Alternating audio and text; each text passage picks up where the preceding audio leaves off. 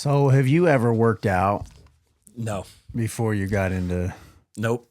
Not a day. Not a day. No. So I go in there this morning and he's touch and go power clean and push jerks, like flawless technique. Just and I'm just like, damn, bro. That's why I was wondering, because so the movements you're doing in there, Yeah.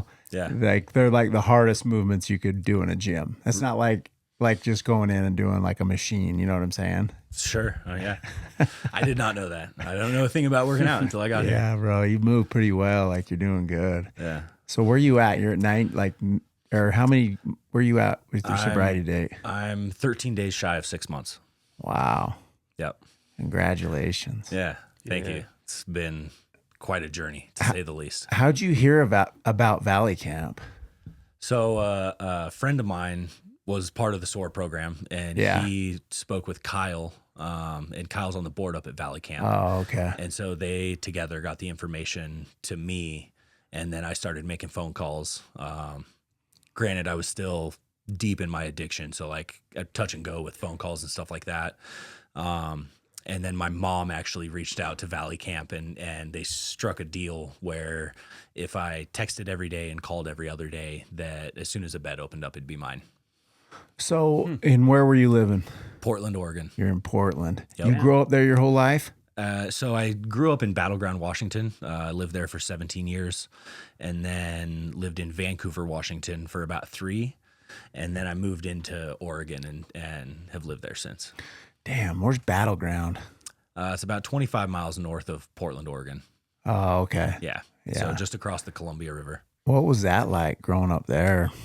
It was cool. So my house was the last house on the left. So past my house was just nature land, right? There was no developments or anything like that. So, I mean, I got to play out in the woods as a kid, growing Really? up. Yeah. And I think when I was like 9, my folks bought us dirt bikes. So we rode dirt bikes around the neighborhood and stuff like Really? that. Yeah. Yeah. Well, I don't know. I hear a lot about like Washington and Seattle, and you hear a lot of, I guess I mostly hear a lot of negative stuff, like just the problem with homelessness, the drug use problem, you know what I'm saying? Yeah. So is it as bad as everybody says, or? In Seattle and Portland specifically, yes. Right. So those are kind of the two meccas, I would say, for homelessness and a big like fentanyl problem right now. I think there's a lot of enabling going on, which is unfortunate. They do like the clean needle exchange and stuff like that. And it just also Portland or Oregon decriminalized substances up to a gram. No matter what the substance was, it was a misdemeanor charge rather than a felony. So that kind of gave a safe haven for people to just flood into Portland and into Oregon just to use drugs and not get in trouble. Open drug market. That's true. Yeah, that's true. But they did. I heard that. I just didn't really know if it was really true. Yeah, so it is true. They did revoke it. So they moved everything back up to felonies now. And they're actively trying to figure out how to rid the city of fentanyl. So last that I knew, they were like if you got caught selling fentanyl, you would get charged with physician malpractice. Damn. Yeah. Whoa. That's crazy. Why? So that I always go back to this. So if you have a heroin addict, and you're a father or in a family, and your son's a heroin addict in the basement, let's say, and if you keep allowing him to do it and stealing from you, and then you just keep letting him live there, like he'll keep living there. Yeah. Like no, you know what I'm saying? Like, and then he could die. Yeah, absolutely. Right? But where if you kicked him out and say, dude, sorry, I love you, son, but and you kicked him out and they got to go out and it gets hard, they might have a chance to get sober. But that's kind of the way I look at those cities. Sure. Like you said, enabling, like if you make it easy for them to be drug addicts, don't you think they'll just stay drug addicts, or am I? But there's obviously way more. I don't know if there's I don't know if you can solve the problem. I think it's a problem that's unsolvable.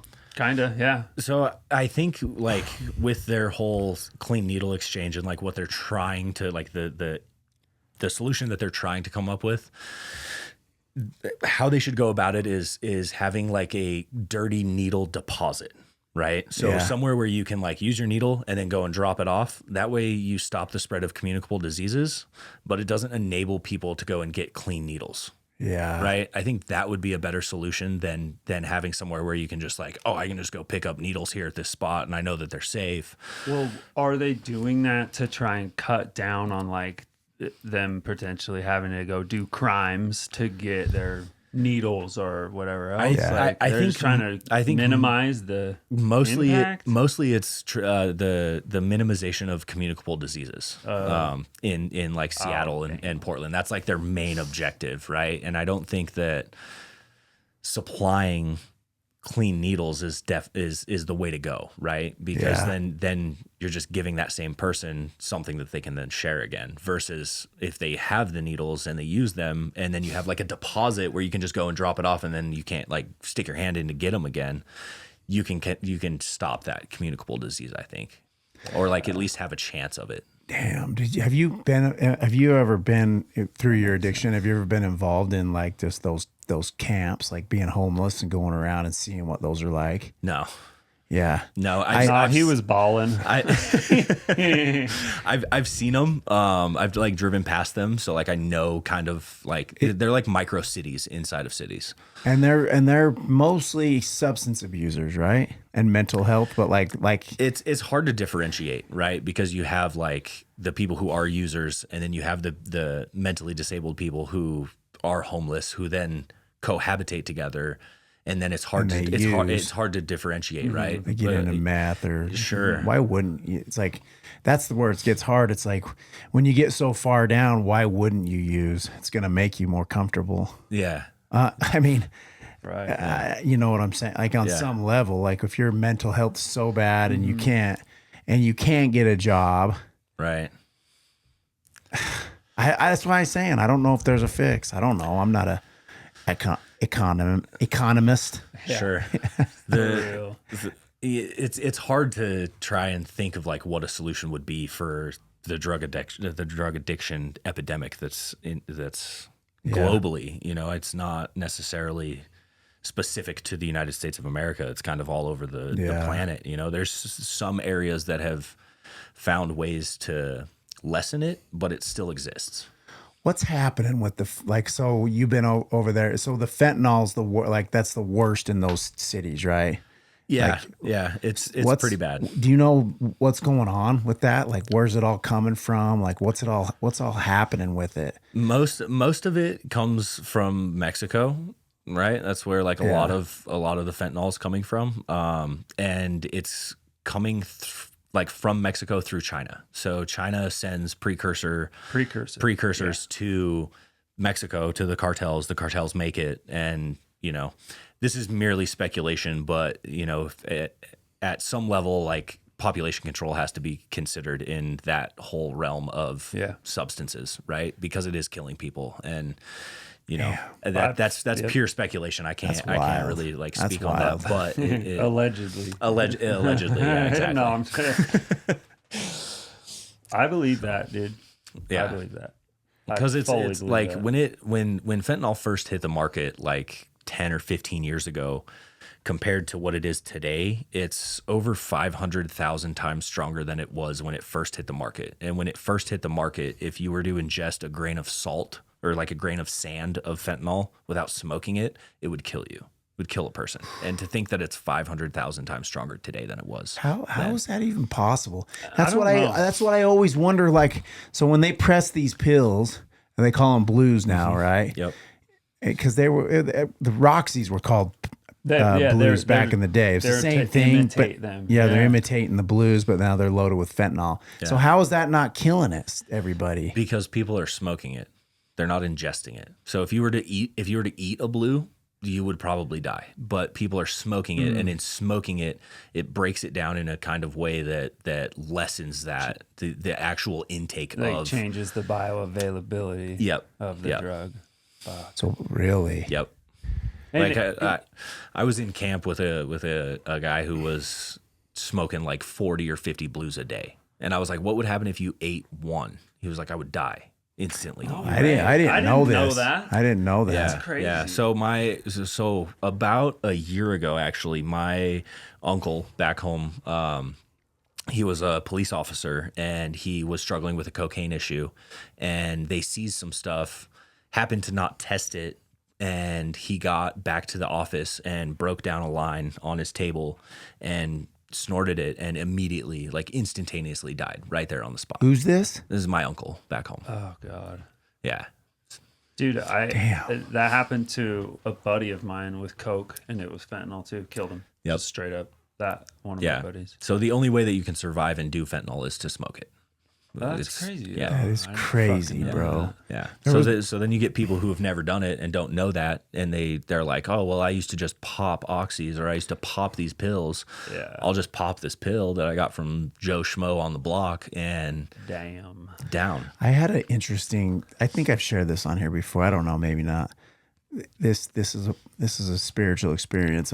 My mother-in-law had, or somebody, I can't remember. I got a fentanyl patch. Remember those patches? Yeah, I remember. This is back in 2008ish when I was bad with and I cut one of them because I'd always heard that you could cut them and suck on them. I had no idea what I was doing. Yeah.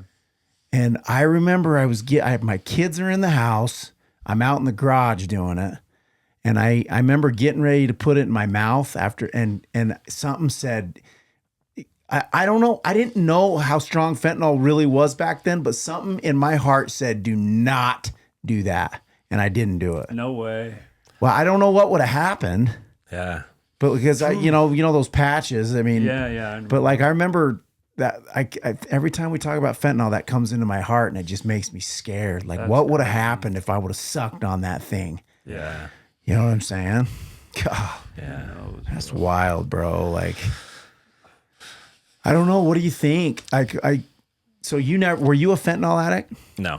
No. What was yours again? Cocaine and ketamine. Yeah.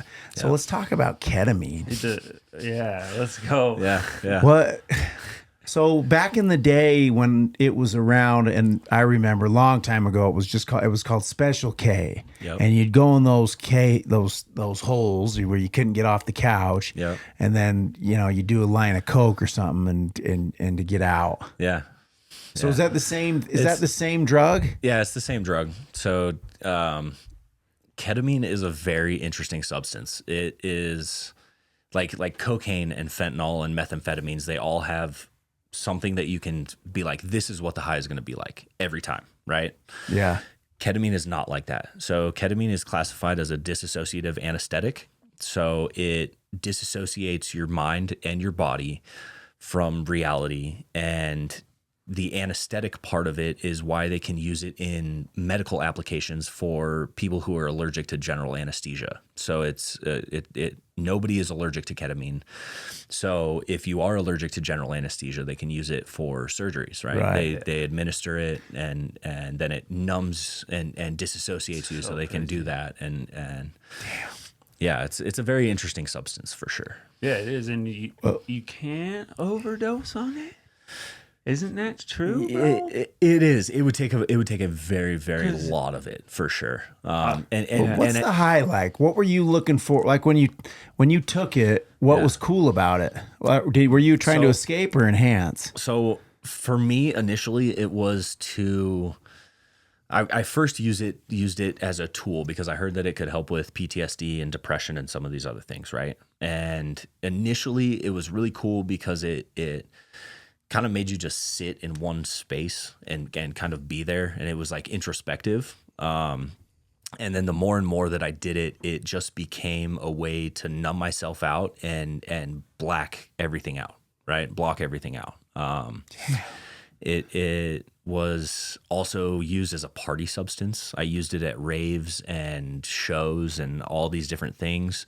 I am a person in addiction. I liked not having control. I liked being out of control, right? Because I had so much control over a lot of other aspects of my life. I wanted something that could remove that control from me. Yeah. So that's why I lean towards like psychedelics and some of those other things, is they kind of remove that and make it harder to control. Throw some wild cards at you. Throw some wild cards, yeah, for sure. Like you go to a rave on it. What do you like?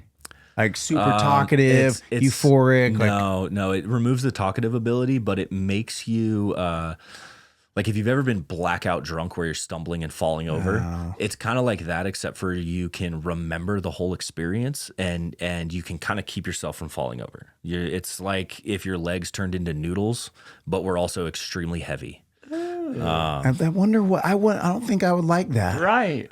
Yeah. It's not for everybody, but there's a lot of people that like it. And I know there is. Yeah, and the other thing is you run into the people who preach about it, right? Like, oh, I'm like this psychedelic shaman person. Like, try this ketamine. It's like a spiritual tool that can change your life. Yeah. And then they get sucked into this thing where it just fucks your whole life up. I don't know if I even consider ketamine a psychedelic.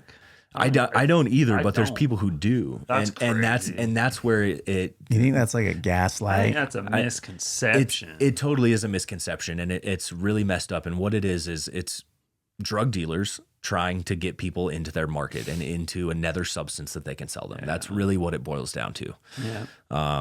And I have a lot of friends who do that. Had a lot of friends who still do that. And for me, it's one of those things where it's become a deterrent and like, God, I want to say that I love you, but I kind of hate you because you're destroying communities and you're fucking people's lives up. There are a lot of people doing it. Yes, it is becoming an epidemic for sure. It's becoming a problem. Wow. Yeah.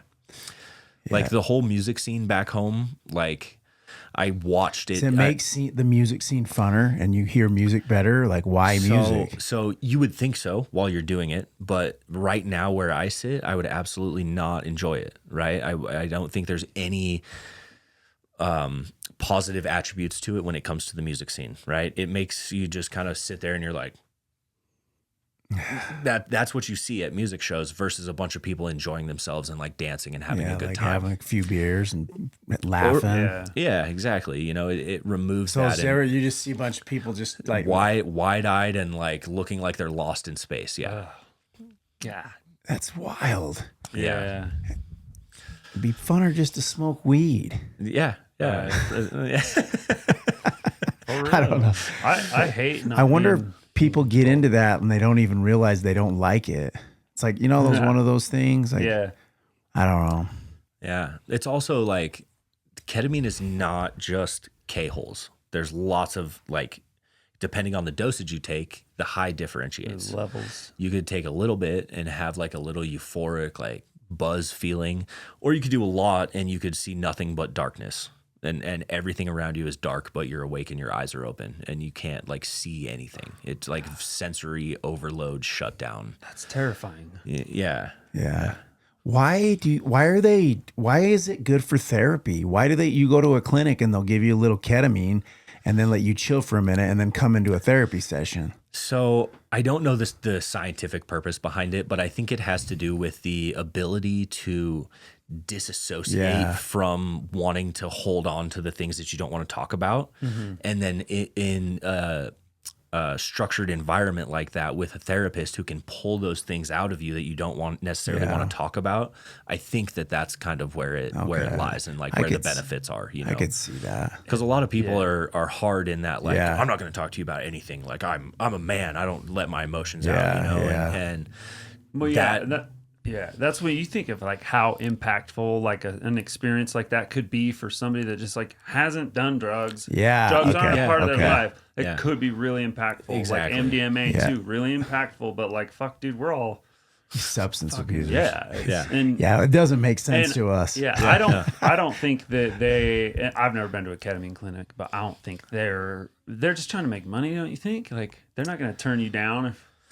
I don't know. So I don't know the whole process. I do know that there is a process to being admitted into a ketamine clinic. Like you have to like go in and there's some kind of an evaluation, right? Like if I were to go in and be like, I'm trying to join your ketamine clinic, they'd probably be like, yeah, fucking right. Yeah. You know what I mean? Yeah. Like, so I think it varies. Yeah. It varies on what it, So what about cocaine? So did you use the cocaine to you go into ketamine, then did you use cocaine to come out and become talkative again? And yeah, that's kind of, so like I struggled with cocaine back when I was like 13, 14 years old. I was doing a whole bunch of it, did it until I was like 18. And then I kind of set that substance aside and kind of backed off from using that for a while. And then through like the music scene and who I was living with and the people I was surrounding myself with, I found myself surrounded in the ketamine scene. And I was kind of tired of like just sitting there wide-eyed and unable to talk to these people that I wanted to get to know. Yeah. So then terrible. Then I started doing cocaine again, and then it just became a smorgasbord of like, let's do a bunch of ketamine, get into a hole, and then let's do a bunch of cocaine to get out of it and see how far down into the K-hole we can get and how much cocaine it takes to get us back out. Oh my gosh. Yeah. Yeah. How much cocaine would it take? It depends. You know, I mean, obviously you do a line and then. So like I was doing 15 grams of cocaine a day and 10 grams of ketamine a day. Bro, I don't know how much that is. Like, tell me It's how much that is. that's like it's a lot. That's like well, that's a half an ounce of coke. Yeah, That's a half ounce. That's freaking basically- what's his face? That's some George Jung shit, dude. Yeah. Is that a dude on blow? yeah. So I mean, like if you were looking at it on like a table, it'd probably be like a mound, like, you know, this big. Damn, bro. You know, and I would just do ketamine until I couldn't do it anymore, and then doing the cocaine would like open. It's this weird thing. I would snort ketamine until my nose was completely plugged and I couldn't do it anymore. And then I would do one bump of cocaine and my nose would clear up. And then I would do cocaine for a while. And then I would go back to doing ketamine until my nose plugged up, and then back into ketamine to open it back up. And it was just this vicious cycle that totally. Were you doing that? Obviously, you weren't always doing that. Like, did you have some periods of sobriety? Like, yeah. So the longest sobriety I've had since I was 11 years old was about 2 months, and that was during my year-long probation when I got arrested in 2017. Damn. So what'd you get into at 11? Oxys, OxyContins. That was the first substance. Did you just run into a prescription, or? So I found my best friend laying dead in his front yard around that time. And around that same time, I had crashed my bike and broke my collarbone. And they administered morphine to me at about 11 years old. And at 11 years old, that was pretty crazy to experience morphine, you know? And like the doctors and stuff said that usually they don't administer it to people that were that young. Usually you had to be like 13 or 14 or older to get that kind of pain medication, because they knew that the ramifications of such a strong substance on such a young mind, right? Yeah. And I ended up encountering this gentleman who had a 5-gallon bucket full of old school 80 milligram OxyContins, and I became really good friends with him. And you're just a young little kid. Yeah. What yeah. Was he older? Hell? Yeah, he was like 27, 28 years old. I was just a little hood rat kid, you know. Not really a hood rat kid. I grew up in my childhood was decent, but I just found myself around very interesting folks a lot of the time. Really? Yeah. Or who I thought were interesting, but it turns out, you know, that's not an interesting person. That's just a bad person. Yeah. Damn, bro. Yeah. So you just obviously you obviously didn't just start out eating 80 milligram oxys. No, I would break them up and do like little bits and pieces, and then I worked my way up into doing 80s, and along with that, I was taking any muscle relaxant or painkiller that I could get my hands on. You know, hydrocodones, oxycodones, OxyContins, all kinds of pills. That's crazy. So you got an opiate background too. I do. I've never done heroin, but I did some opiates when I was young. Yeah, that was the first addiction that I had and the first addiction that I kicked. That is crazy. Most people start with weed. Yeah. You know what I'm saying? But even an 11-year-old smoking weed would be pretty rare. Yeah. Yeah, I was smoking weed at that age too. But like the OxyContins are what really was like a thing for me. I can't imagine what that would do, because I remember getting surgery on like an ingrown toenail when I was like 12 or 13, and they gave me Lortab. Yeah, I remember that, and I remember being like like sleeping and then waking up and asking my parents, like, damn, like I feel fucking crazy right now. Yeah. You know, and then that was that. But Yeah. dude, that's nuts. So It is crazy. It is dangerous. I like what you said about giving the ramifications of giving a young kid of what that does to their mind, giving them administering a drug like that. Yeah. Because that's true. Yeah. Like it's like my first time I got high when I first took that Ritalin as a third grader. I still remember it. Yeah. And I remember how talkative I was. You know. Yeah. I was just like you, right? I remember getting. I had my wisdom teeth out. It was my senior year, and I remember taking those and being so happy. Yeah. Like you know what I'm saying? Like just so talkative and happy and then I remember I linked it up. I was like, these pills did this to me. It wasn't like I just was like having a good these day. these pills like these made me this happy. Yeah. And when you link that up at a young age, that's no wonder. That's crazy. Yeah. So know? I actually, it's funny you bring up Ritalin. I had a very opposite interaction with Adderall. So when I was in 7th grade, I was prescribed to take 3 35 milligram extended release Adderalls a day. All right, wait, hold on. Are you for real? For real? Yeah. That's how much they were telling you to take. Yeah, because I was that bad. And my ADD was that bad, they said. And so if you if you think about that, that's 110 milligrams of basically methamphetamine in 7th grade, right? And it turned me into a zombie. It was totally different. I wasn't talkative. I was just like almost like a downer, right? Yeah. And so that was like after my opiate bout, I'll say, was that. And I was only on Adderall for a little bit, and my mom decided to take it away from me to see what how my personality was different. And when she took it away, I told her that I was going to try and kill myself. And so that was like the end of that. Like it was only like a very short-lived experience with Adderall. And you're like in 8th grade. 7th grade, yeah. And so she flushed it down the toilet and said, we're never doing that again. Like, no. Dang. Wow. Yeah. My mom pulled the plug on the Ritalin too. I think I was on Ritalin for like 9 months, and she's like, Yeah. I got like insomnia and all these weird. That was a weird. I don't know. That just it hardwires the brain to be like how would you really not become a substance abuser if at 11 years old like you got introduced to morphine and you had the right type of brain. Seems like most kids that have ADD are highly susceptible to addiction. Yeah, absolutely. I have it. I was diagnosed or whatever that means. But most of the time we're super insecure. I wonder if what I said earlier was the right thing to say. I'm constantly feeling, and so then you take a substance like that and it tells you everything's okay. Yeah. And then here we go. You're at 11 and you had that reward hit your brain. Yeah. So I don't know, bro. That's wild. How dark did it get? Like what happened as you got into high school and stuff? Like obviously you strung together pretty like you had some you functioned. Yeah. I learned how to function in the chaos for sure.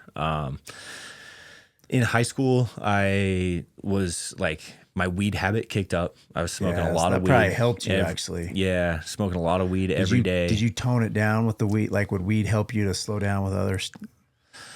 Nah, usually I just used it in combination with. Yeah, okay. High school brought about a lot of other new things, right? I was trying Dramamine and triple C's and DXM and all these like cough syrups and shit like that. And, and then I'd like, eat a handful of magic mushrooms and try and walk around and go to school, to see what I could do and how long it would take before I was like, oh shit, I gotta go. And in the beginning of high school is when I started like selling drugs. So I was like selling weed to have not only my weed, but also some money in my pocket. Right. And it kind of allowed for me to explore other avenues of getting fucked up. Wow. Yeah. Well, did you like did you like selling drugs that like help you have friends? Yeah. I really enjoyed selling drugs. Yeah, like you're like the guy. It was about being the guy for a little bit. And so I sold drugs through high school, and then shortly after high school, things started to take a drastic turn for a chaotic and very fast life. So through high school, I was like selling weed. I started selling a little bit of Molly, MDMA, and then some LSD as well. And after high school, I really leaned into only smoking weed, never selling it. And then I really took off selling LSD and MDMA. And by the time I was 17, 18 years old, I started getting phone calls from blocked numbers, basically telling me that I'm doing all the right things and that I'm proud of you and you're doing the right work. Dude, no click, hang up. way. Like, what do you mean? So just tell me about that. Yeah. We're gonna get into this. So I had a few of these phone calls, and eventually one of the phone calls was directions to a house to go into meet a gentleman in a garage, right? So I decided, fuck it, why not? I'll go see what's up, right? Wasn't sure if I was in trouble or if this was going to be like the next step. And it turned out to be the next step. I met this gentleman. He asked me if I would move to Central Oregon and do some work with him. And at that point I was like, sure, why not? I'll try anything. Like, seems like you've got some work and we can make some money. And that was a pivotal point in my drug dealing experience.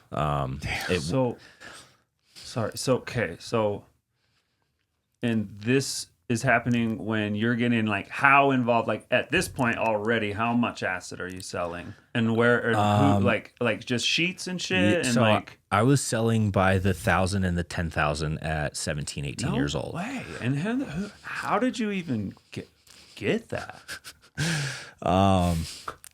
Through various different connections, through mostly through this one gentleman who is the gentleman who I met in the garage. He noticed that I was quiet and kept my head down, and I didn't really talk to a whole lot of people. I just kind of minded my own business, but people enjoyed what I had and how I went about it, right? So it gained that trust from these larger entities in the drug dealing realm. And so there's a whole nother world out there that most people have no idea. Yeah, most people don't know about it. Yeah. So I lived and got to experience something that I would say less than 1% of the population will ever get to see. Wow. It gets crazy. So go on. Detail for detail. So I moved to Central Oregon. I start growing weed with this guy. I'm extracting hash oil. I'm meeting people who were at the forefront of the 60s counterculture movement, right? A lot of movers and shakers in the psychedelic realm and very large producers of substances and things, right? Yeah.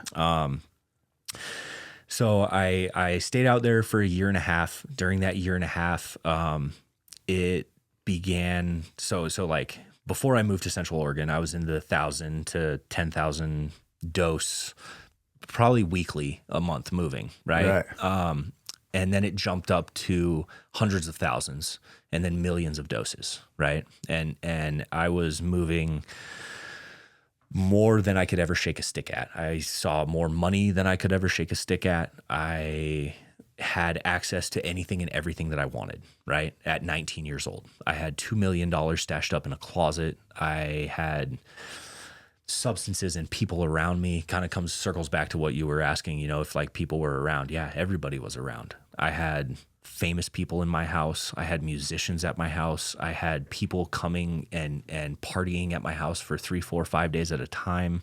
I had property to host these people. So I was, we threw a couple parties where like we had like 500 to 1,000 people camp at our house.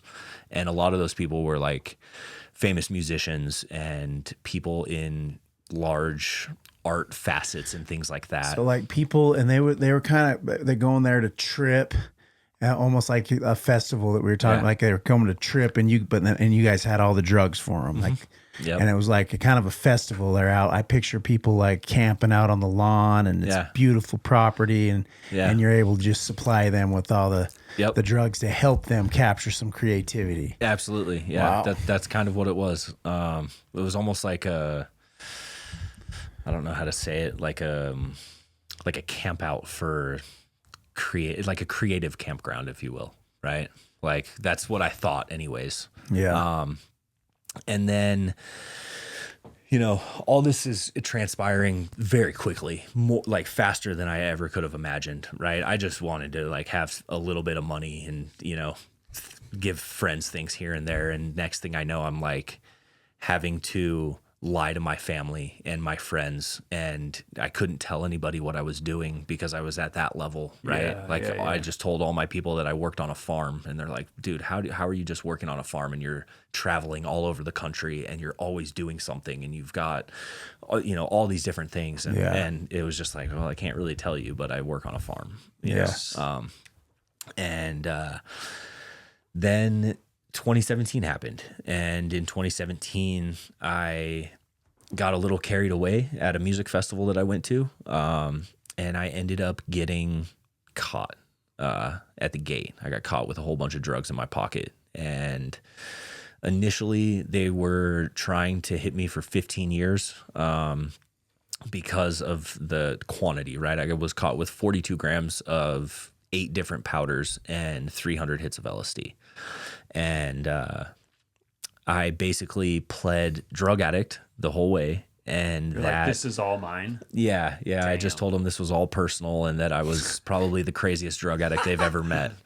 And they kept, this is what's crazy. So this music festival is called The Gorge in Washington State. And when you get arrested there, they have these dog kennels that they put you in, chain link dog kennels.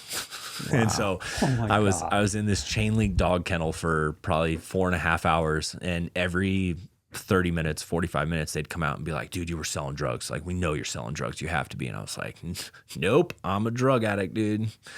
And so I pled that the whole way into the courtroom and managed to get time served, a year of drug treatment and a year of probation for my charges. Now, was I selling drugs? Absolutely, I was. If they would have found my car and like got into my vehicle before my roommate did, who drove 6.5 hours to get to my car, I would have done roughly 370 years. It was like 3 consecutive life sentences. I did the calculations, and that's roughly what I would have done with what was in my car. Oh man. Yeah. Oh my hell. Damn, that's insane. Yeah. It was insane for sure. So you got sober during these how long it was a 12-month period after this? It was a 12-month period, but I was not sober for that whole time. So what I would do is before I went and took my first UA, I spiked my THC level. I went home and I smoked a bunch of dabs and a bunch of weed.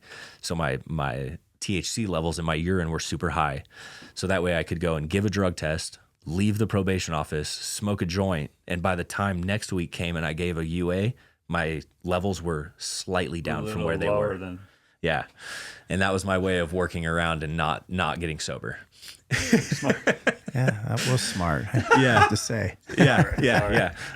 Just great thinking. Yeah. So Whatever it takes. this is kind of where like during this whole like getting arrested phase, I got a phone call again from a similar entity to those phone calls that I was talking about before, right? And this phone call was a little bit different. The phone rang, I answered the phone, and whoever it was, I never met this person. I don't know who they are. They said, "We appreciate everything you've done. Thank you for not talking when you shouldn't have. You have 2 options. You can either become a manufacturer in Northern California of LSD and apprentice through this gentleman down there, or you can bow out and completely remove yourself and change your direction of life." And I simply asked what relationships I would have to give up in order to go down to Northern California. And he said, everyone. So what that would entail is me being with this gentleman for the rest of my life and never having a relationship with anybody again. And I told him, I was like, dude, I value my relationship with my mom too much. And he said, okay, sounds good. Click, phone hung up. And that was the end of that. Damn. And I'm glad that I made that decision to change my life and find a new route. Obviously that came with its own trials and tribulations, but currently where I'm at right now, I'm so grateful that I made that decision and not the other one. That's so crazy. So what happened after you got off probation? Then your addiction obviously got worse. My addiction got worse, yes, because I went from making $140,000 a month to $2,000 a month, right? So I lost everything. I had no access to continue doing what I was doing, right? All that income went bye-bye. And so that came with its own things, depression and. So when you were making money like that, Damn. did you just have a bunch of fake friends? Yes, I did. Like every girl that wanted drugs, every dude that wanted drug, and you just had all these friends who were about Noah. Yeah. Yep. And then they weren't. Damn. Dude, Yeah. I don't want to sound like I'm fucked in the head, but I can't believe you said no, bro. I'm sorry. I hate to say it. I'm sorry, Mom, but I would have said yes. I was, especially at that age, there was probably nothing that I was fascinated more with in the world than LSD and how the fuck all that shit went down. Yeah. That's crazy. It's. I mean, I'm just sitting here. I'm into this because So there's a big market for LSD. Yeah. I mean, yeah, Like, there's I don't- gotta be.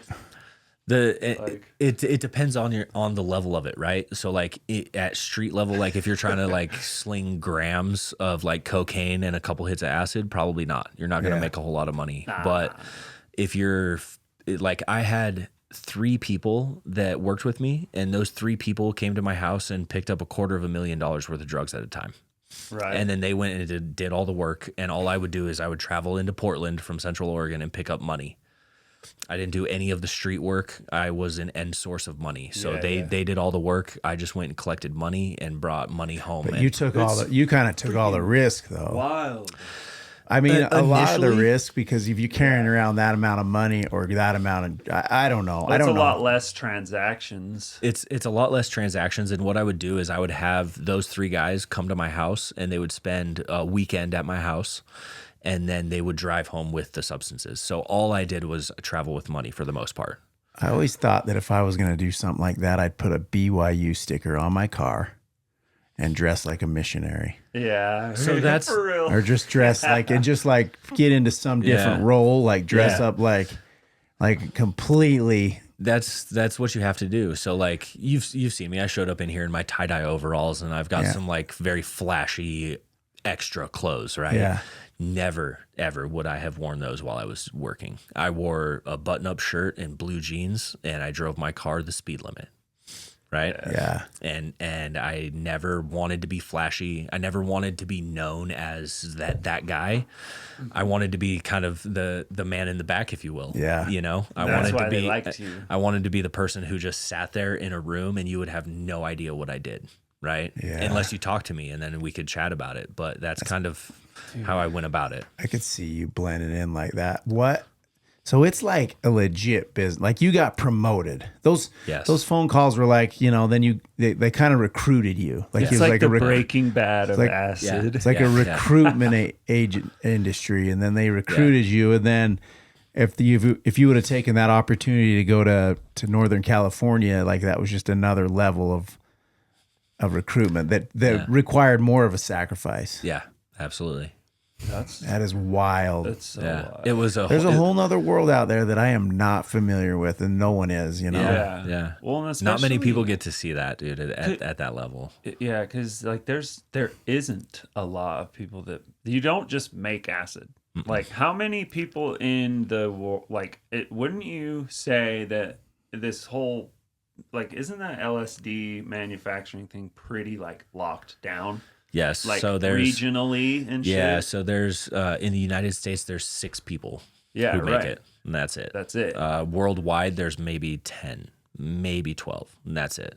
because one, the equipment is very, very illegal to get. It like you can buy it online, right? But if you buy it online, the federal agents will drop it off to your door with a set of handcuffs.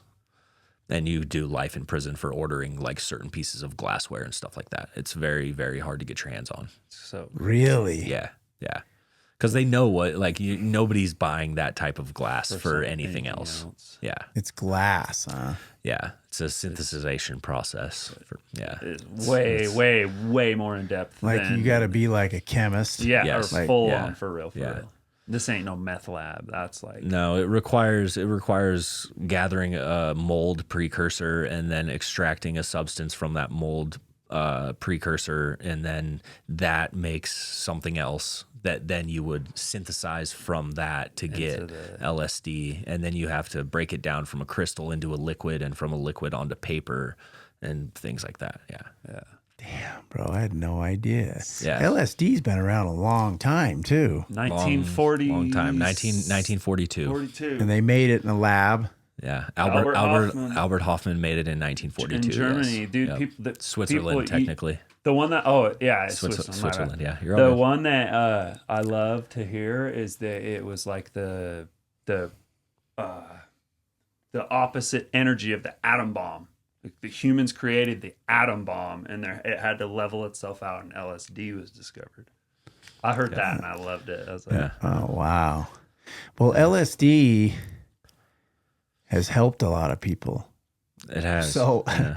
I mean, because the dude that I studied for a while, I studied him for probably like his writings. Ram Dass, Yep. you know who Ram Dass is? Yep. And I read his book or a couple of his books, but one of his biographies where I believe he was at Stanford, or I can't remember what school he was at. He was a PhD, and he went off on a journey and kind of left the world and got into psychedelics and wrote a bunch of books about. Yeah. Did Ram Dass write the ice cream cone in the sky book? I don't think so. I can't remember. But am I right? And then he went up and met with, and he went up and lived with all these shamans. And Yeah. in there's South America. There's one story where he gave one of his shamans took acid, a lot of it, and it didn't do one thing to him. Yeah. Because he was so spiritually in tune Yeah. that his mind was already there and everywhere that it did nothing. Yeah, that's Yeah. Have you heard that story? I've not. I'll have to listen. Yeah, I'll have to look I don't that know, one up. Yeah. something like that. I might be butchering it. it sounds right. But Yeah. dude, but that guy, but he came back to that the LSD showed him some things, but it couldn't do it for him. Like in the end, it won't. he came back to this, like it doesn't like you have to put in the, just like anything else, Yeah. like mushrooms, we've talked about this on here. Any of the psychedelics can show you some things. It's up to you to use it. Yeah, but it's like, And you have to be pretty smart to figure it out at all, and smart to fucking not lose your mind and learn how to like apply it to your life. Yeah. That shit's hard, bro. Absolutely. Yeah. That's fucking. You'll be thinking you'll feel isolated. basically acid and all these psychedelics, they show you how to become the man in the back, right? Yes. The observer. They show you your ego, right? They show you how, like, what it would be like without the ego, and how nice your life would go if you could live without the ego and be the observer full time. Yeah. And so they show you that, and you're like, damn, there it is. And then it wears off, and then the hope is to start capturing that spiritual condition to carry it forward. Am I right? Yeah. You guys Yeah. done a psychedelic. I mean, jump in. I think you kind of nailed it. Yeah. It's a spiritual tool if you know how to use it. Yeah. If not, it can just become another drug that people use. Yeah. Right. So like for me, I think like one of the reasons why I had that success in the drug dealing realm is because I started eating acid and I started paying attention to those ego death moments, those like ego crushing moments where you're like, yeah, you're really not shit. You're really just another person, dude. You're just tiny, bro. You don't mean anything. Yeah. And so it was easy for me to just be like, okay, like I'm not I'm not that important. I'm not that special. And I think holding on to that mindset moving forward was one of those key factors why I got those phone calls and why that experience blew up the way that it did, right? And how it moved so fast it was just like, I'm just out here trying to help people, you know? And ultimately it wasn't helping people, it was harming people. And I know that now, but like then it was easier for me to attach on to that idea of like, okay, there's some weight here with this substance, right? Because I would go into rooms where people are depressed and using cocaine and using these other drugs to like get fucked up, and I would just share a little piece of this paper with them, and all of a sudden we're all smiling, happy, joyous people sitting in a room having good conversations, you know what I mean? And like working. And that's what acid will do. It can, yeah. And you know, like working through some of these things, like getting into like deeper conversations with people, more meaningful things. And that's what attracted me so much to it, was like, damn, like if this is used properly, like there's really a lot of potential here with this. Wow. Shit had me thinking I was Jesus for a minute. You know? Really? You'll get fucking, dude. If you go too far. Like, and that's why the hippie movement failed and all that shit. Because, like, they're like, fucking, we have the answer. Yeah. They're like, for real. And the answer is not the substance. The answer is the human mind and your ability to learn from those situations and like do something with it. Yeah. Right. Wow. That's where the power of that substance comes from. It's not the substance itself, it's the person. Right. So like acid isn't for everybody. And I say that, you know, I said it back then and I'll say it today. You know, it's if you're mentally unstable or like dealing with things that you've buried down, you know, traumas, things like that, and you do this substance, it will bring that shit to light and you will have to face it. And you will be unfortunately stuck in a high for 12 hours trying to deal with it. And that's why people don't like it. You know, they're like, oh, I had a bad trip. I had this horrible experience.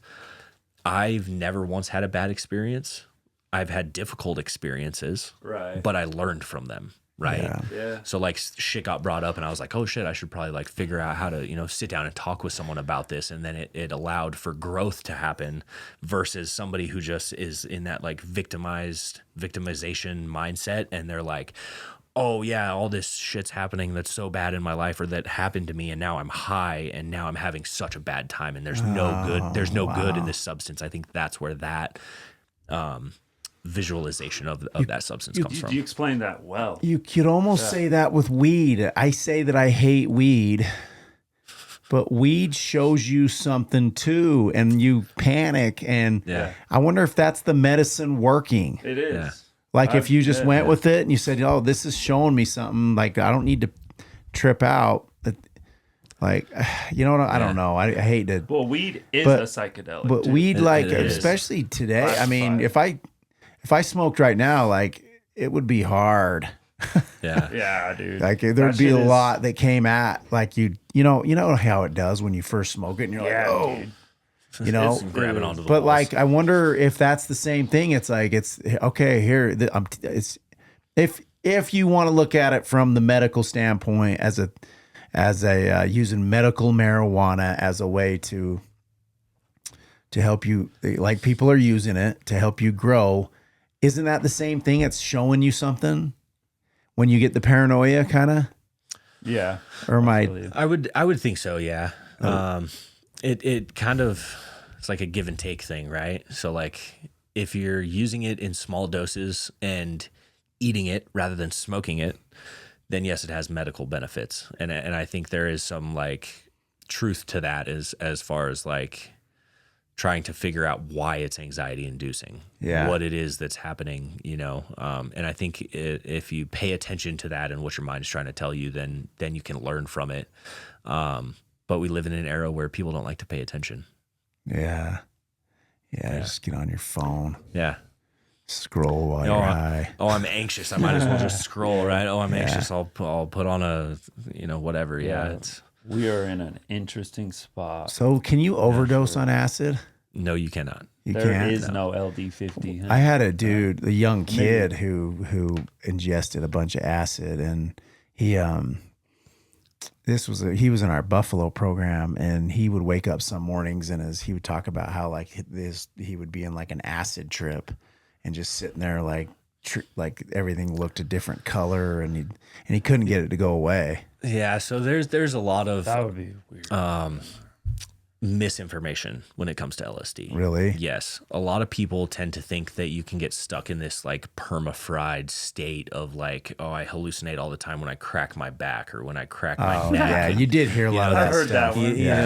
You hear that, right? Because it stays in your spine or something. The people who get really messed up from eating acid is not actually from LSD 25.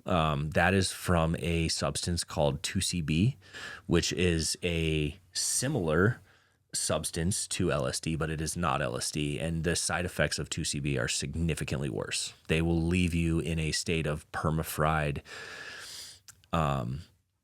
like a state of being, essentially, where like things are constantly moving and shadows are moving and walls and stuff like that. But Shadow realm. LSD has,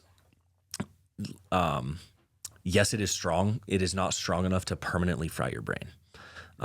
Me personally, I have ingested over 500 hits of LSD at one time, and I'm sitting here today with no visual negative effects, right? Yeah. I can go to sleep. Like, I will say every once in a while when I close my eyes, I can force the back of my eyelids to look like mandalas and like kind of like psychedelic geometrical shapes and stuff like that all day. yeah. But like never outwardly visual with my eyes open ever. And I've ingested probably more LSD than a lot of people. I've never done LSD. If we all took a thing of LSD right now, what would happen in 30 minutes? Like, would I just start like in 30 minutes you'd be yawning?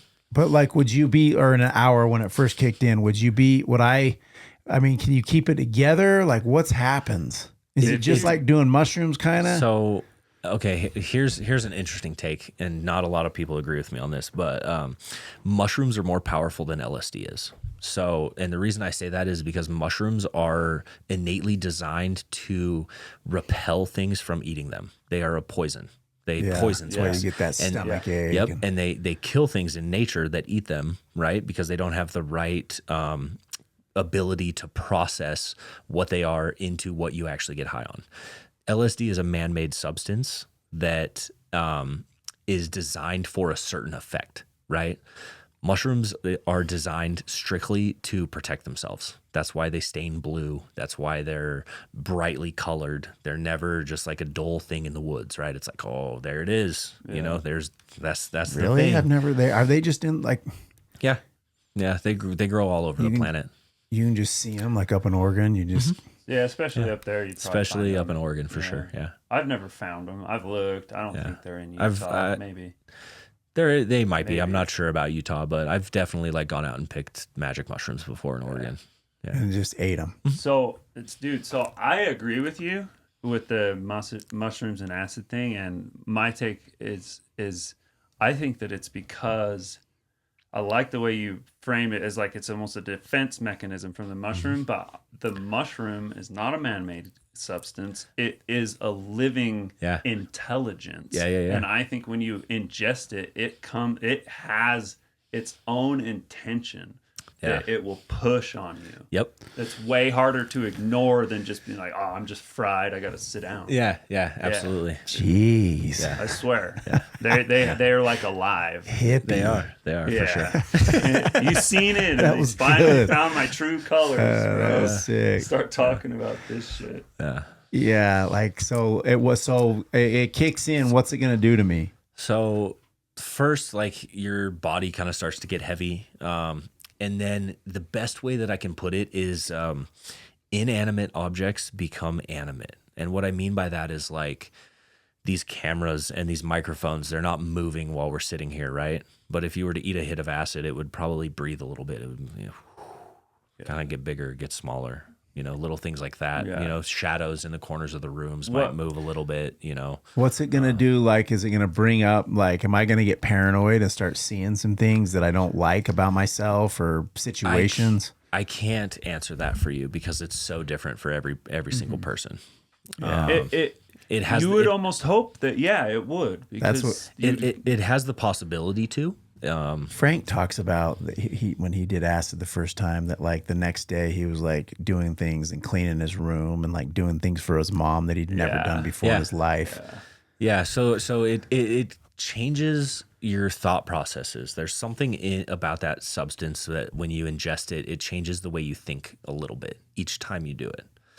Right. So like the first handful of times that I did it, it was like slight changes in, oh, you know, at the end of the day, everything's going to be okay. You know, like the very first time that I did it, I was like in this kind of moment in my life where I wasn't sure if everything was going to be okay. I didn't know what the future was going to hold, and I was worried about the future. And then I ingested my first hit of acid, and I was just kind of like, tomorrow's going to come or it's not, and that's okay. Yeah. It's just kind of okay. Kind of gave you acceptance. Yeah, a little bit of acceptance for sure. Yeah. You know, and humbling. It makes you realize how small you are. Yeah. It helps you realize how small you are. Knocks down self-importance. It does.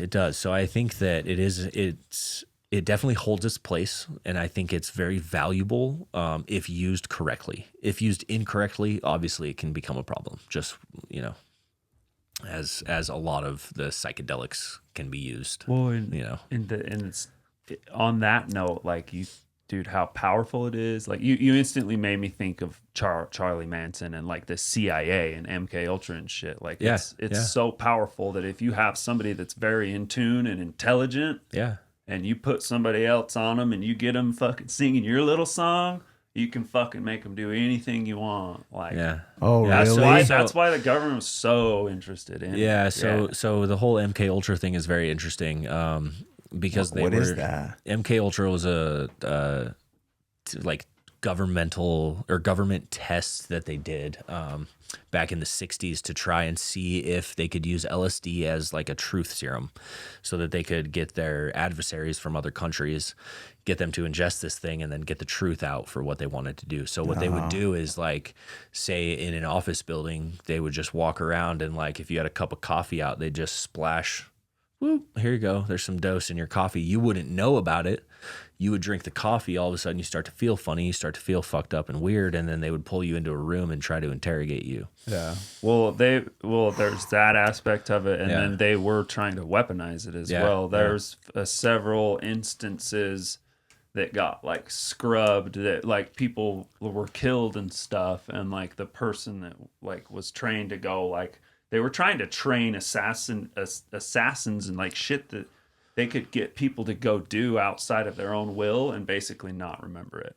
Like they were doing it. Like this all really happened, and it all got, they don't like, you know, they don't want you to like talk about it. They're not going to tell you. Yeah. Damn, bro. Yeah, it was. It's wild. You know, the way that the government has used different substances in different facets. Does it drop you on your neck the next day? Not necessarily. Like, you don't, I guess it depends. It's not like doing a bunch of coke or anything. No, it's no. not like because I know mushrooms the next day you're fine. You kind of feel more spiritual. Yeah, so it kind of leaves you in like this like glowing state of euphoria. Yeah, so it's kind of like mushrooms. You're just but it will keep you from sleeping. So you're gonna eat acid. Like if I ate a hit of acid right now, I would not sleep tonight. No, or it's all the way the next day. It's anywhere from a 12 to 14 hour experience usually. Yeah, you'll be tired as fuck. Yeah. Tired. Yeah, so that's wild, bro. I've never done acid. I've never even seen it. Never been around it. You know, I can also, while we're talking about the government weaponizing it, I weaponized it one time. And, you got to tell us about it. And that was one of the harder things for me after like that whole situation, which kind of I held on to and was like a struggle to move past, and was kind of a like factor in how my addiction got so bad. I was sitting at a park in Central Oregon, and this person that I'd never met before came up to me and used my legal name. And I didn't use my legal name while I was doing the work, right? I went by an alias. And he came up, asked if I was who I was, and I immediately got terrified. I was like, no, that's not me. And then he walked away, and I ran up to him and splashed him with like 20,000 hits of LSD all at once. And what that does is completely wipes your brain. Essentially, it's like hitting a restart button on a computer, right? Shut down. What do you mean splashed him? So I had a what they call a master vial, which had 10 grams of liquid of crystal LSD into liquid, which is roughly about 1 million doses. Yeah, right. And the dropper that I had was a what they call 10-pack. A 10-pack is 1,000 hits of a 10-pack is 10,000 hits. So I squeezed it up. It was 2 10-packs worth, and I went up and I splashed it on the back of his neck without him knowing. And did he notice? No, he didn't notice. So he basically there was like a row of bushes, and he walked on one side, I walked on the other, and I popped through the bushes and I splashed him and then took a few steps. And that heavy of a dose, it will hit you immediately. There's no half an hour long wait. It is instantaneously. So he fell to the ground and started moaning and couldn't formulate words or anything like that. Just literally was just like on the ground rolling around. And I did that because of where I was and how scared I was for what I was doing. Yeah, for sure. You were almost in a Guys, fight or flight state. For sure, yeah, because I was dealing with life sentences and I was meeting. You thought he would work. You thought he was like a threat. Yeah, I thought he was a threat, and so I was not gonna let him potentially put me behind bars for life. So I did what I had to do to keep me and the people that I was working with safe. diabolical. That is so crazy. Yeah. He's probably fine. So I hope so. I honestly don't know. so then so now how bad were why were you trying to get sober? Now I want to go into the God talk. Yeah, let's do it. So after that happened, that was like 2017, 2018, the whole like getting arrested probation thing, right? My addiction got worse and worse and worse. All the while was somehow able to keep a job and a really good paying job. I got into HVAC. And by the time 2022 hit, I was doing about 1 ounce of powders a day, every day in between jobs. When I woke up, when I went to sleep, if I did sleep, I would basically do drugs from 5 p.m. when I got off work till 5 a.m., wake up and go to work at 7 a.m. and work through the day, rinse and repeat for 3 years straight until 6 months ago. And 6 months ago, I found myself sitting at the top of a boat ramp with my car in drive and my foot on the brake, and I was just railing line after line of one of cocaine, one of ketamine, back and forth, boom, boom, boom, boom, boom, hoping that one of them would cause me to lift my foot off the brake and I would just drive into the river. Drown. Yep. Oh. And in that moment, my higher power spoke out to me.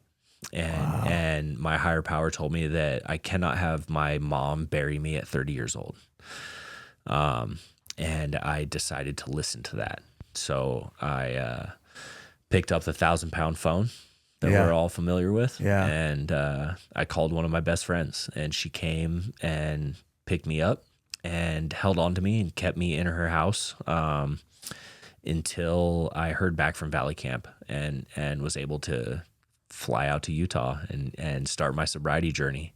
What'd you like about Valley Camp? Why Valley Camp? There's all kinds of treatment centers. Oh, man. So I researched a bunch of treatment centers back home in Oregon. The cheapest one that I found was $60,000 for 90 days, and the most expensive one I found was $130,000, and I couldn't find anything cheaper than that. Yeah. And I couldn't afford those, and my insurance wouldn't take, my mom, bless her soul, I love her so much. She obviously wasn't going to ditch out that kind of money, know, and I don't blame her. That's a shit ton of money. Yeah. It's like mortgaging your house or something. Yeah. And so I was talking with my friend Thomas, who found his way out into Utah for getting sober. And he mentioned through Kyle that, there was this place that in the woods, the cabin in the woods that was 13 weeks long, and it was $100 a week.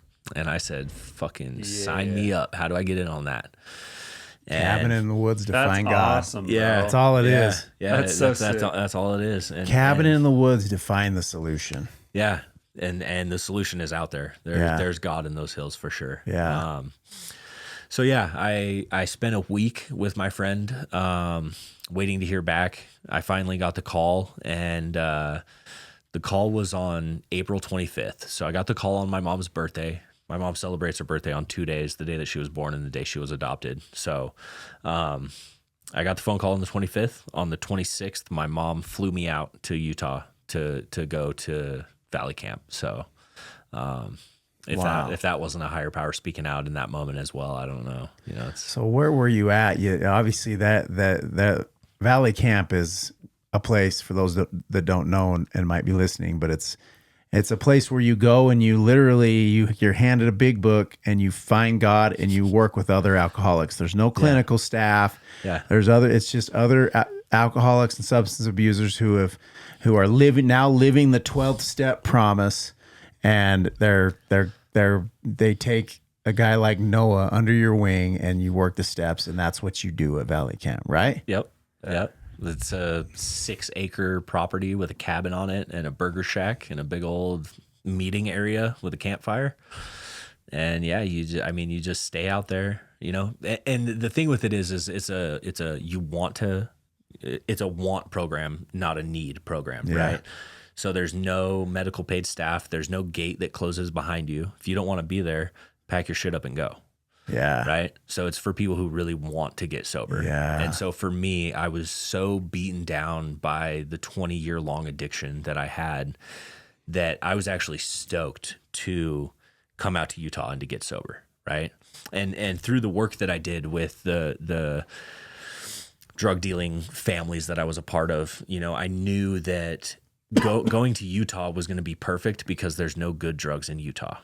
Yeah. None of the good, clean, pure drugs come into Utah. They come into the West Coast and the East Coast. And as they move into the center of the country, the more diluted and the more fentanyl and other shit gets mixed in with them. Yeah. So coming out here, there was absolutely no way that I was going to go out onto the street and try and ask somebody to find drugs. Yeah. Ever. Yeah, it just doesn't appeal to me. So it made the most sense. And I was just stoked to come out here and to get sober and to do something new. Yeah, I was stoked about it from the day that I got here, you know. Did you buy into the steps right away? Do you have any pushback? It took me a little bit. There was a little bit of pushback because, you know, my mom is married to a woman. So growing up, you know, your standard Christian churches, right? We found ourselves being excluded and not inclusive. So I, from a young age, was like, well, if God's people are exclusive, why would I want to be a part of that? Right. So when I got out here, I didn't even know that Valley Camp was an AA based program. All I knew is that it was a cabin in the woods and I was going to work for 90 days. Right. And I was kind of all right with that. And then it was an AA program. There's a little bit of pushback because I don't drink alcohol. I've never had a problem with alcohol. Why would I even, like, that doesn't make sense. Yeah.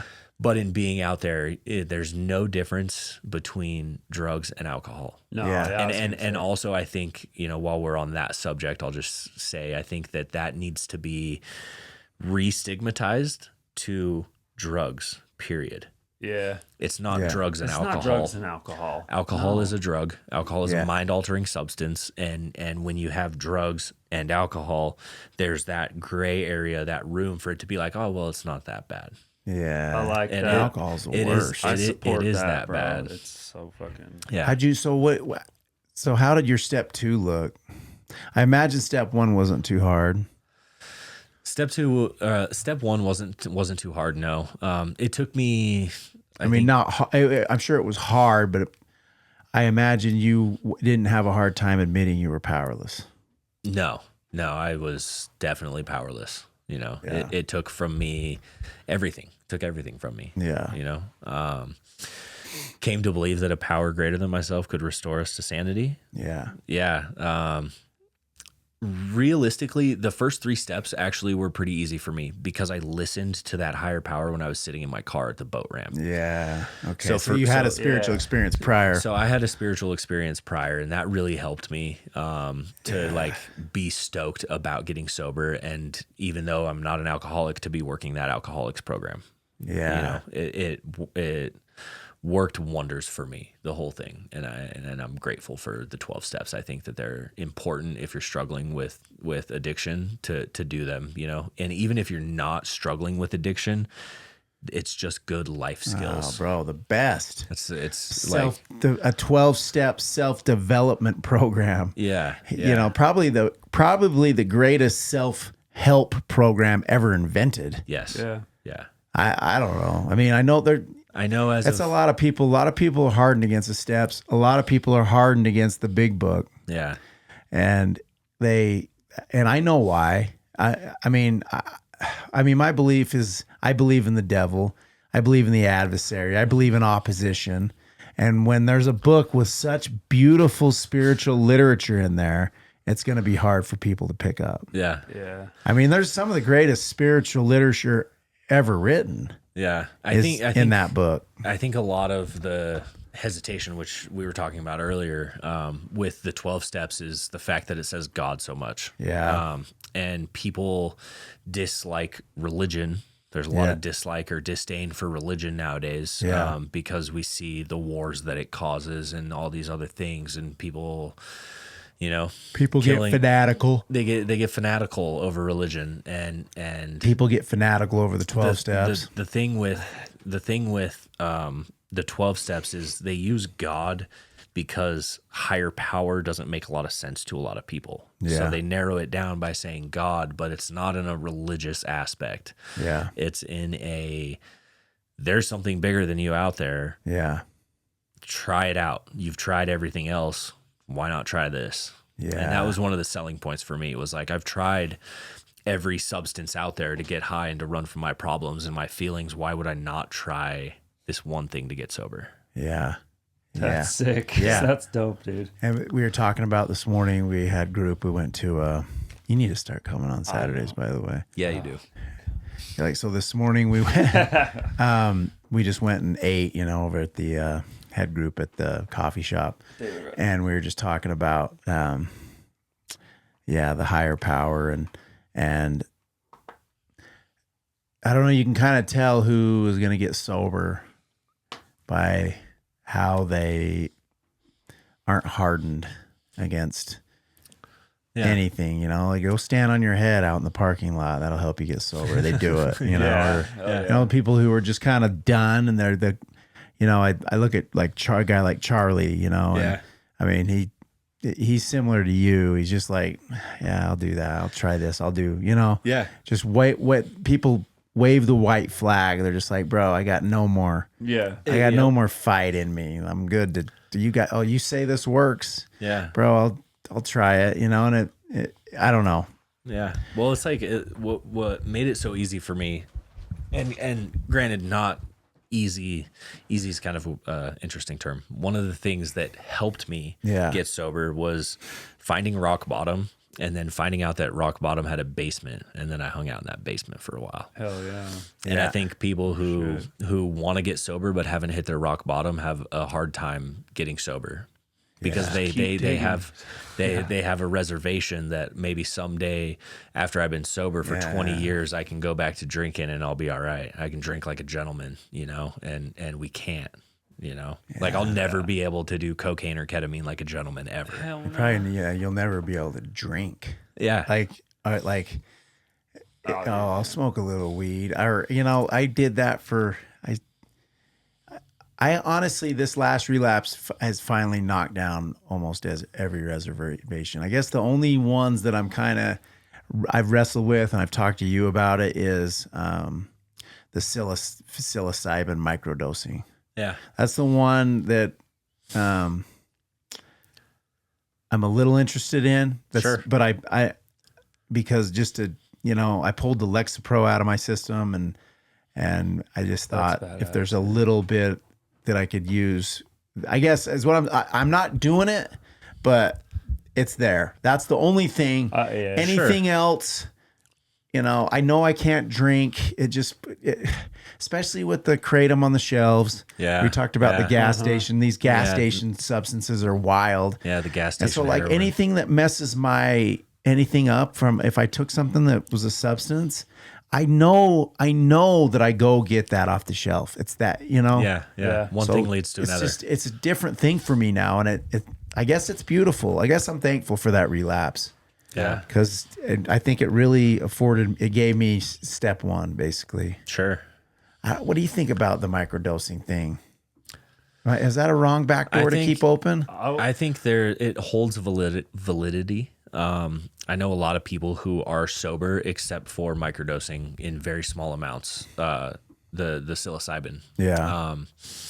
And there's a lot of science and a lot of research that backs it. You just watch Joe Rogan and he brings on all these dudes. And it's just like, yeah, I don't know. But it's nothing I've got going on now. It's just what I think about that. I think that it's kind of just up to your own personal discernment. Yeah. And like you are experienced enough with addiction in yourself that you'd be able to tell if you're not doing it right. Yeah. So I wouldn't really maybe look at it as a reservation. I would look at it as like a curiosity Yeah. that isn't, because dude, you're not going to get addicted to mushrooms.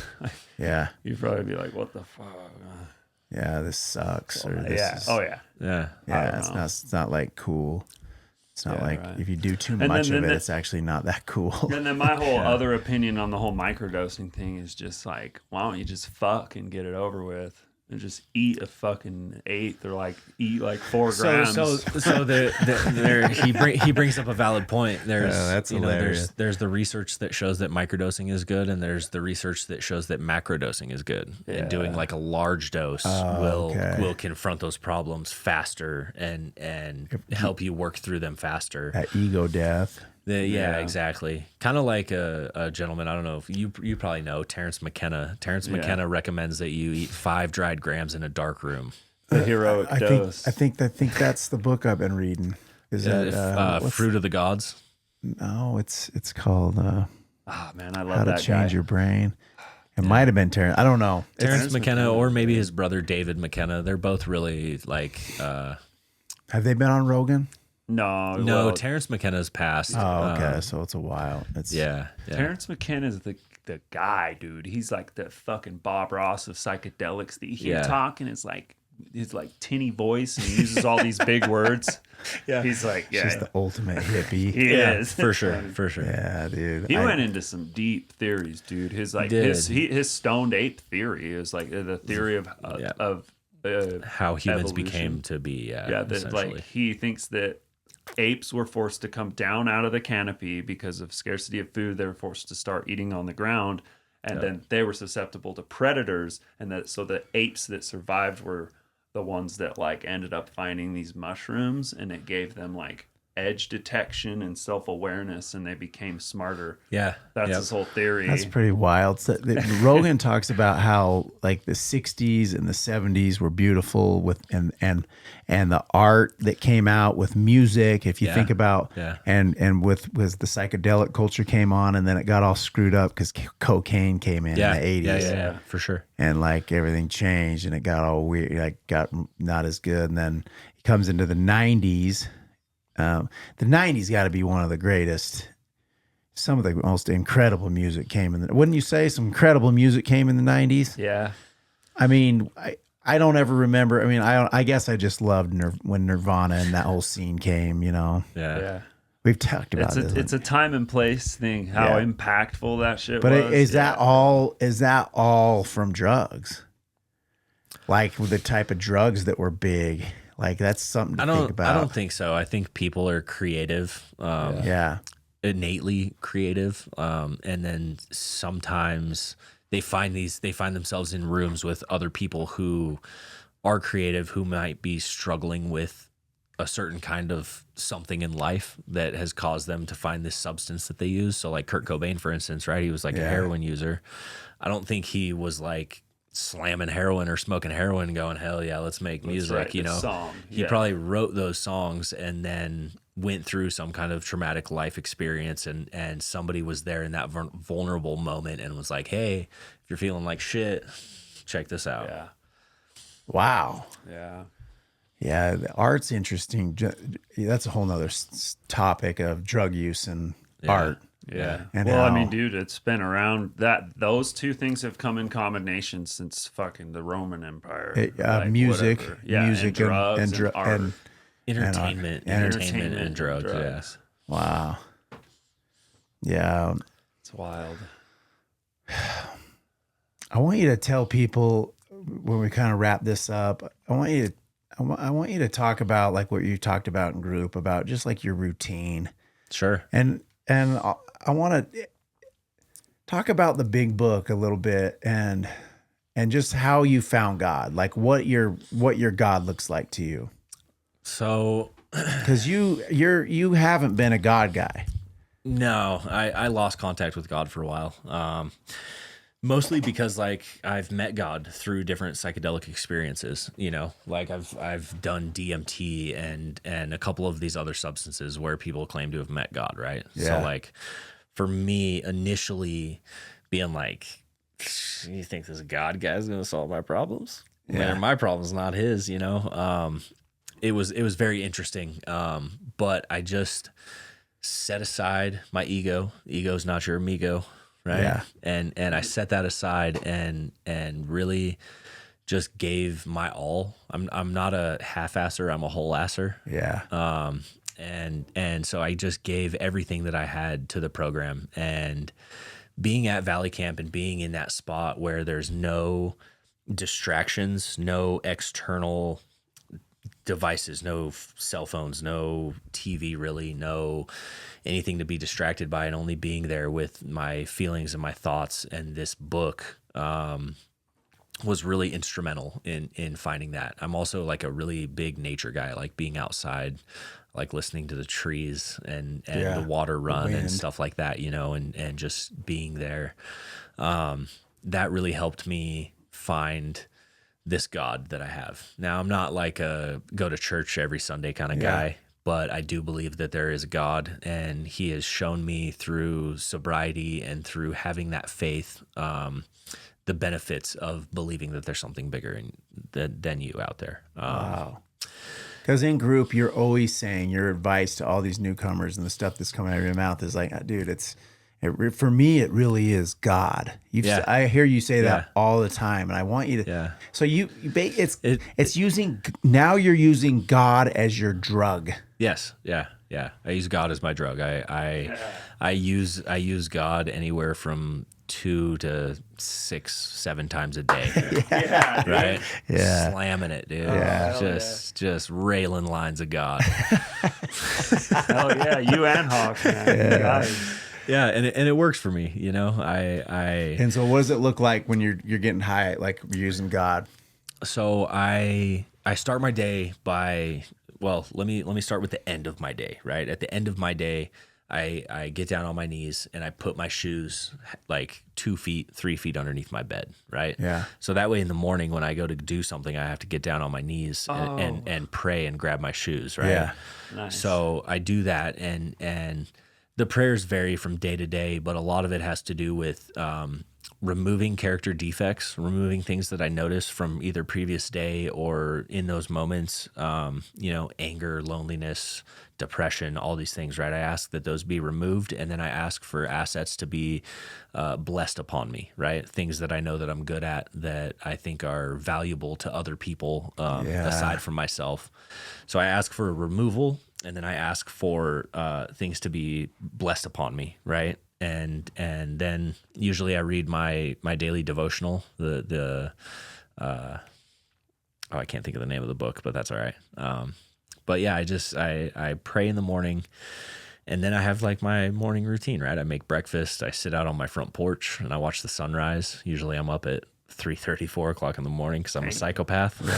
Oh man. And you know, I get to hear the birds wake up. I get to see the sun come up. And man, when you're just sitting there being present, watching those things, like how can you not believe that a God exists? Yeah. right? Like, what else is out there that's painting the sky pink and orange and blue and green all at the same time? Yeah. Right. Yeah, it's dope, bro. Yeah. Or like now I get to like watch the sun or the moon go down while the sun's coming up on my front porch, you know. Yeah. I'm like, that's crazy. I'm, you know, get to see two giant orbs in the sky, one going down, one coming up, dude. That's so cool. And now you're starting to see the fruits of people wanting what you got. Yeah. Yeah, I do. You like that high? I do. It's I mean, that's probably God's best high. yeah, it is. When competency comes into your life. Yeah, and I always have to remain in humbleness and humility, knowing that none of this is possible without that higher power connection. And the moment I start slacking on that, those things can go away. Right. So like, you know, for instance, I got sober. My mom drove me out a car from Washington. She gave me her old car and I get to be on your podcast. You know? That's if I was fucked up, if I was out in the streets, like I wouldn't be sitting in this room with you. Yeah, you know, sure. I wouldn't be a part of this amazing program that's SOAR. You know, it's super cool.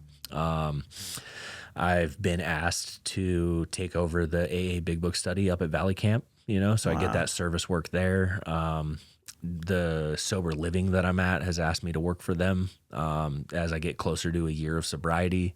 You know, all these things are coming into the picture now, but they wouldn't be possible without that higher power.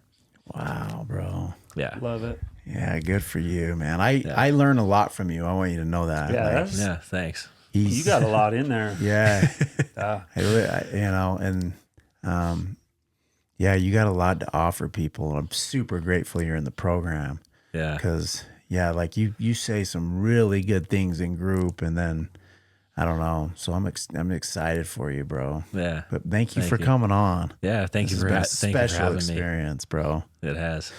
You want to wrap it up? Yeah, I'm Do good. you want to have a prayer? Yeah, let's do that. Want to have I a would prayer? like that. Yeah. Want to do it? You want to say it? Yeah. I want you to say it. You want me to say it? Oh, yeah. All right. Our dear Father in heaven, just thankful that we get to kick it here on this podcast, and just thankful for Noah that he's come into this program and just gotten sober, and what he's putting out into the world now. And just super grateful that we get to have these conversations, and we're trying to get rid of the ego and try to just live the lifestyle of Christ or Buddha, or just trying to be meek. We're trying to be meek and lowly and just cool with people. And I'm truly grateful that we have these opportunities, and please help us to keep looking for another person to help, and that we can do it for the right reasons. And I say these things in the name of Jesus Christ. Amen. Amen. Amen. Yeah.